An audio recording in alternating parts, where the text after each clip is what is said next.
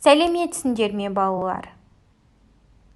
Бүгінгі сабағымызды бастамас бұрын, бүгінгі күннің жады және сынып жұмысы және бүгінгі сабақтың тақырыбын дәптерге жазып аламыз. Бүгінгі сабақтың тақырыбы гүлге су құямыз. Балалар, алдыңғы сабақта біз гүлдердің атауларымен таныстық, ал бүгін гүлдердің түрлерімен танысамыз. Ол үшін алдымен жаңа сөздерді тыңда және қайтала. Түрлері: виды, дала гүлдері, степные цветы, бөлме гүлдері, комнатные цветы. Гүлдер екі түрге бөлінеді. Бірінші түрі бұл дала гүлдері, яғни бұл гүлдер далада өседі. Ал екінші түрі бөлме гүлдері, яғни бұл үйде, бөлмеде өседі. Бүгінгі сабақтың бірінші тапсырмасы: оқы. Гүлдер өте әдемі. Олардың түрлері бөлме гүлдері және дала гүлдері. Менің бөлмемде гүлдер бар. Мен гүлдерге су құямын. Гүлді сыйлағанды жақсы көремін. Гүлдер өте әдемі. Олардың түрлері бөлме гүлдері және дала гүлдері. Менің бөлмемде гүлдер бар. Мен гүлдерге су құямын. Гүлді сыйлағанды жақсы көремін.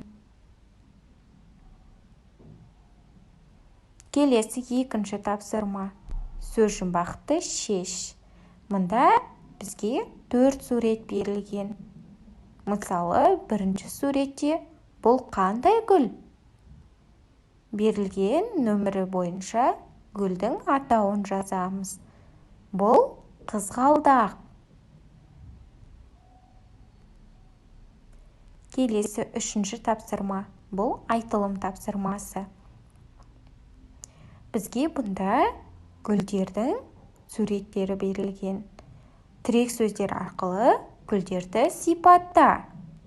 Бізге берілген тірек сөздер: қызыл, красный, ұзын, длинный, әдемі, красивый, сары, желтый, аз, мало, көп, много, қысқа, короткий, көк, синий.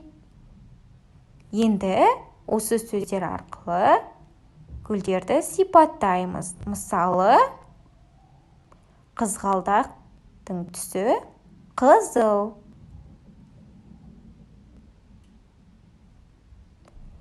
Келесі төртінші тапсырма: сөйлемдерді оқып шық. Сен анаңа гүл сыйлайсың ба? Мен бәйшешек ұнайды. Саған гүлді ұнайды ма? Бәйшешек әдемі гүл. Терезеде 3 гүл жүр. Гүлге су құямыз. Қай сөйлем дұрыс? Анықтаймыз. Мысалы, бірінші сөйлем: сен анаңа гүл сыйлайсың ба? Дұрыс, я? Екінші сөйлем: мен бәйшешек ұнайды.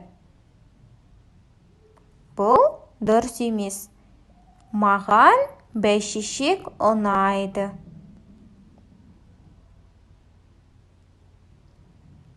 Жарайсыңдар, балалар. Бүгінгі сабағымыз осымен аяқталды. Қош сау болыңыздар.